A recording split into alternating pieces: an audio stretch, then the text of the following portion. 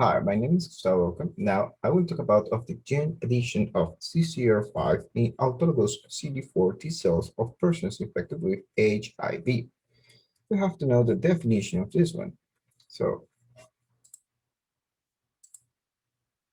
in the definition, the CC type 5 receptor chemokines known as CCR5 is a protein that in humans is encoded by the CCR5 gene. The expression of these receptors allows greater viral replication.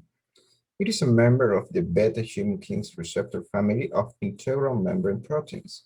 Certain populations have been immune to the delta 32 mutations resulting in the genetic delegation of a portion of the CCR5 genes.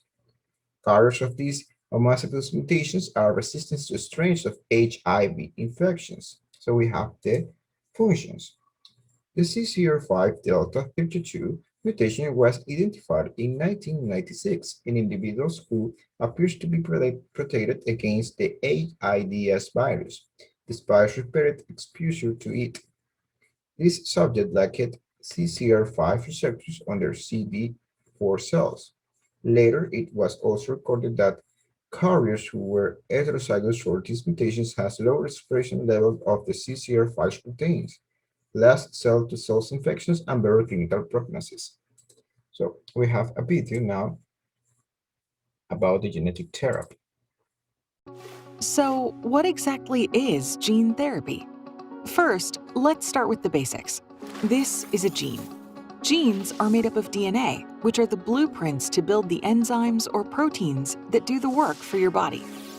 As far as we know, humans have between 20,000 and 25,000 genes, and most people have 2 copies of each gene inherited from each of our parents. They are the building blocks of our physical makeup, from the color of our hair, to our athletic abilities, to our immune system. But sometimes genes aren't built correctly, and a small adjustment to the DNA within our genes can change how our proteins work, which can affect how we breathe, walk, or digest food properly. To better understand how genes change, here's Dr. Michelle Kalos.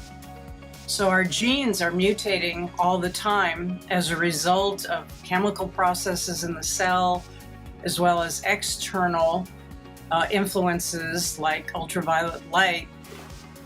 We can also inherit mutations from our parents. Now, when we wind up with these mutations, they can sometimes cause disease, and that's really where gene therapy comes in.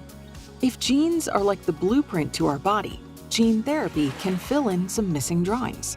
Gene therapy is the introduction, removal, or change in genetic material, specifically DNA or its molecule cousin, RNA, into the cells of a patient to repair or change a gene to treat a specific disease.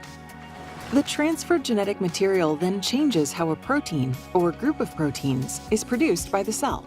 It can reduce levels of certain disease-causing proteins, increase production of disease-fighting proteins, or even produce new or modified proteins within the cell. You may be curious how a gene and the genetic material it holds is transferred to the cell during gene therapy. Well, a gene cannot be directly inserted into a cell. Instead, a carrier, also known as a vector, helps deliver the gene. Typically, viruses are used as vectors because they've evolved to be very good at sneaking into and infecting cells. But in this case, their motive is to insert the gene or genes into the cell. The infectious part of a virus is removed, allowing it to still enter the cell's nucleus without making the patient sick. It's worth noting there are 2 kinds of gene therapy, in vivo and ex vivo. In vivo gene therapy, the genes are introduced directly into the patient's cells while the cells are still in the patient's body. In ex vivo gene therapy, cells are removed from the patient's body, then the genes are added to those cells in the lab, and the cells are then returned to the patient. The right approach depends on the disease that the patient has and the tissue that's affected, and that would tell us which is the best way to approach this. Advances in gene therapy research allow us to treat and hopefully someday avoid rare and debilitating diseases. We have the applications in medicine. Now, The HIV treatment is being investigated through the infusion of autologous CD4 T cells in which the CCR5 gene was rendered permanently dysfunctional by a zinc finger nucleus, that is the CFN. The CFN are well suited for the gene engineering because they combine the DNA recombinations specific of the zinc finger proteins with the robust that restrained cymatic activity of the clearless damage of the restriction enzyme FOK1. Homologous recombinations repairs the break while preserving the original DNA sequence. CFN pair consisting of two four-fingers proteins that bind to a target site within the human chemical receptor 5. So we have the results of the investigation. In preclinical tests, the CCR5 modified CD4 cells exponent and functioned normally in response to mutagens, were protected from humans' immune defenses, various infections, and reduced the HIV RNA levels in a human mouse model of HIV infections. So now we have the other video about these implications. So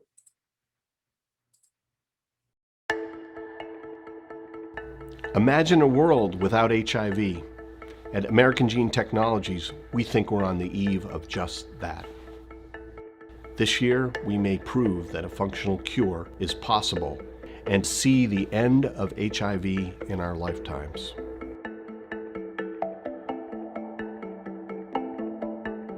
Gene and cell therapy is a new drug development modality that opens opportunities to get into the root causes of disease and even allows us to reprogram immune cells to be effective against HIV in a way that a natural body is unable to be effective.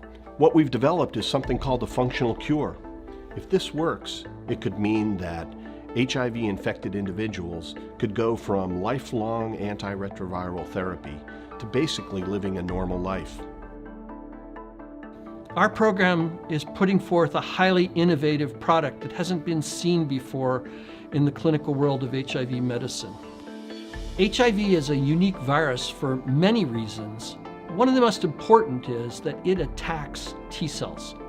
T cells are the drivers of your immune responses, and that means without T cells, you're unable to combat viral infections. So we have to make a change in those cells while we're working with them. And in our case, we put a very tiny amount of DNA into each cell, and that little bit of DNA programs that cell to resist HIV. And so as a result, those T cells can do their job. They can clear HIV like you clear a cold. We can take HIV T cells and we can make them immune to HIV. Once they're back in your body, you have an immune system that's actually capable of fighting this otherwise very fragile virus. And we believe that's going to lead to a functional cure. I started taking HIV meds 1 year after my diagnosis. I've been on just about every HIV medicine there is because once you take the HIV meds, you can develop resistance to them if they're not taken properly. But I would like to see the day where I don't have to take HIV meds anymore. The traditional pharmaceutical industry has been highly successful at treating HIV, and as a result, they just haven't had the same incentive as biotechs to really go out there and swing for the fences and bring a cure. Well, AGT was founded to make a cure. The only way we're successful is if we can bring a functional cure to this audience.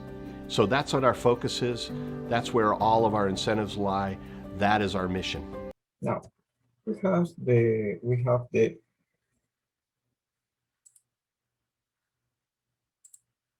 so we have the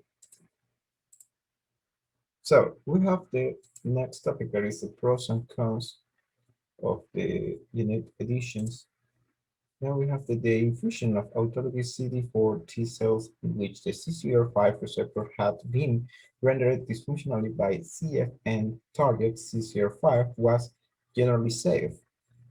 This increased the amount of CD8 T lymphocytes, so and improved the life prospect of patients with HIV infections.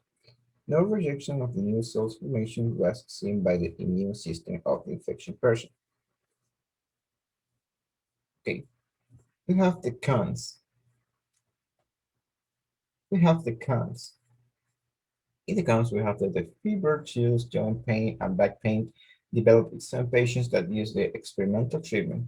A very high cost of the experimental treatment, including for experimental research, and there is not yet no evidence with an index of cured patient or their symptoms have improved. Now we have the video. HIV. It's this incredibly tenacious virus that causes AIDS. And for years, we've come to think of it as something that can only be managed, but never cured. Managed thanks to the antiviral drugs we have today, drugs that made it possible to survive what was once a sure death sentence. But the drugs aren't a cure.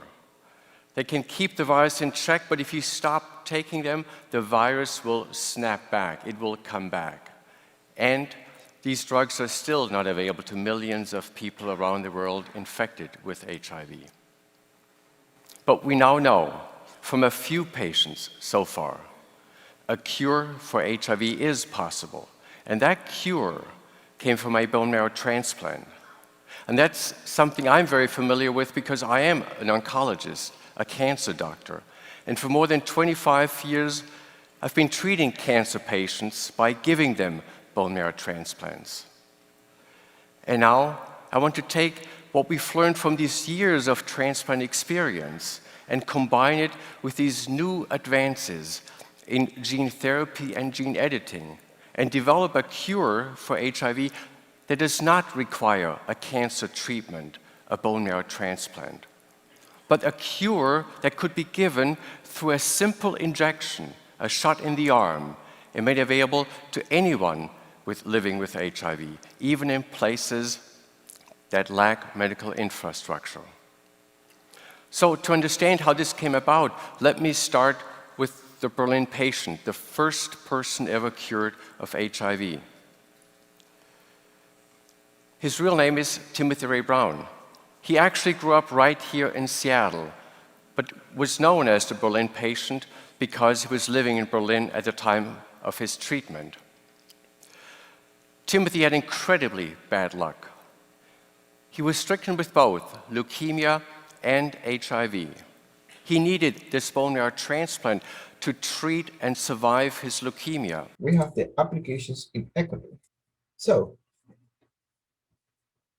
we have the applications in Ecuador. In Ecuador, HIV cases have increased since 2009 until the last registration made in 4,320 reported cases of HIV and ADCS. Therefore, timely treatment such as that seen in the experimental study could improve the situation of the HIV pandemic in the country. Now we have the video.